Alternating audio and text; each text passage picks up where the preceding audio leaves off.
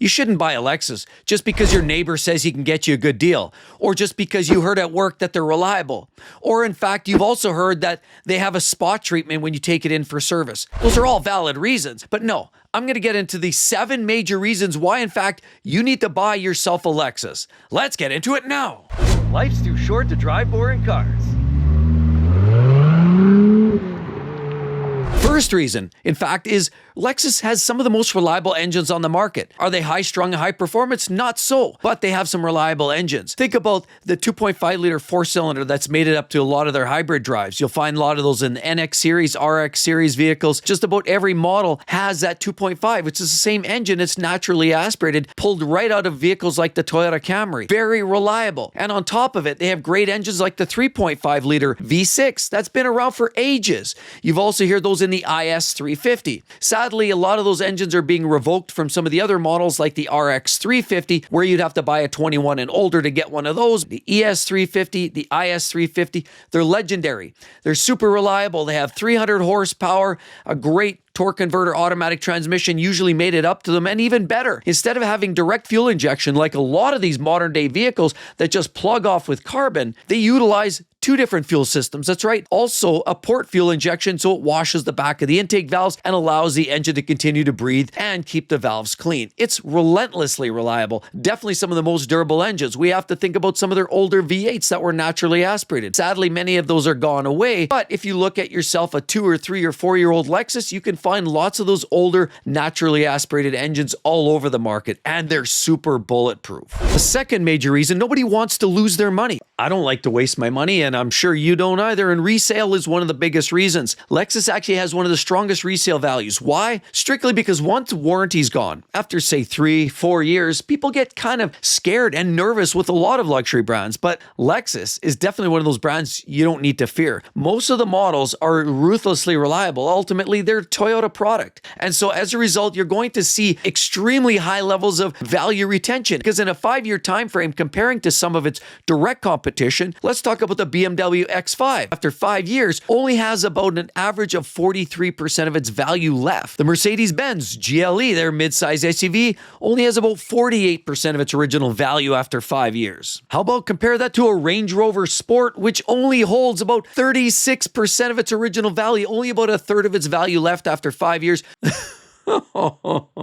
You're going to lose your shirt. I hope you lease that one. When you compare that to a Lexus GX 550, for example, those vehicles retain as much as 64% of their original value after 5 years. It's absolutely easy to own, low cost of servicing, but even better, you won't lose your shirt after 5 years if you decide to sell it. The third reason is they have some of the most legendary V8s. And now everybody thinks Ford, GM, and V8 engines. No, scrap that. Those are unreliable. Generally speaking, most European manufacturers that are creating V8 engines, really the only ones were Mercedes, and they've pretty much all but gotten rid of those. BMW also has twin turbo V8s, and those are extremely complex and very pricey to maintain. You compare that to Lexus. If you go back a few years, as already mentioned, the older generation, GX 460, 470, have great naturally aspirated V8 engines. The older outgoing LX 570 also carries the same engine as the old 5.7-liter V8 Tundra, the one that would last, 700,000-800,000 miles. Woohoo! Same engine. Those are ultra reliable. When you think about some of those great engines, sadly, they're going away even for Lexus, but you can still get some of them, and they may only be a couple of years old. There's still a couple of great V8 engines left. The LC500, one of the sportiest cars in the industry. What a beautiful gem. Also, the IS500 with a 472 horsepower 5-liter V8.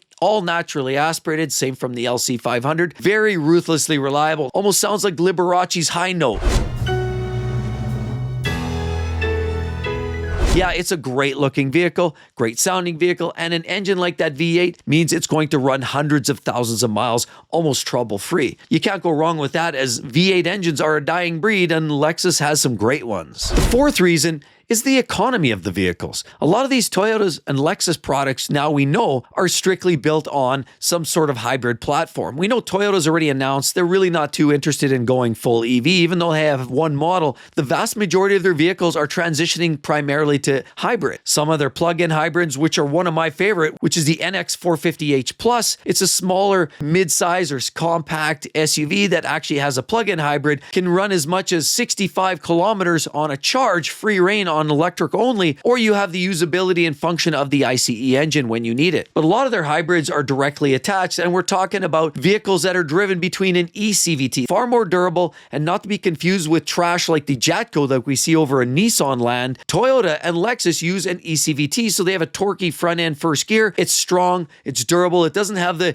unrobust set of belts and pulleys. Rather, it's a much stronger system that really doesn't fail. It's built to last as long as a lot of the transmissions and engines that Toyota and Lexus are putting out. With the hybrids overpopulated in the Lexus world, we know that that's the transition. It's a place of vehicles that are economical to run, reduced carbon emissions, which is a secondary benefit, but most importantly, they're reliable, they're trustworthy, they're cheap to fix, and because they're hybrid, the batteries are generally smaller and easier to live with than having a full-on EV. Toyota and Lexus do hybrid the best. They've got it dialed in, they've been doing it for years, and very few problems arise. Definitely economics is one of the key games when we're talking about Lexus, and definitely one of the cheapest to run on a day-to-day basis. The next reason is their transmissions. And unfortunately, they don't have manual gearboxes, but what they do have are torque converter automatic transmissions and ECVTs. You know, I'm not a fan of CVT transmissions in general, like the Jatco products, but these are a little different in Toyota and Lexus land. They're reliable, they're robust, they can take that torque on first gear, they can accelerate without feeling like you're gonna blow it apart. They're built to last as long as the engine, as I've already mentioned,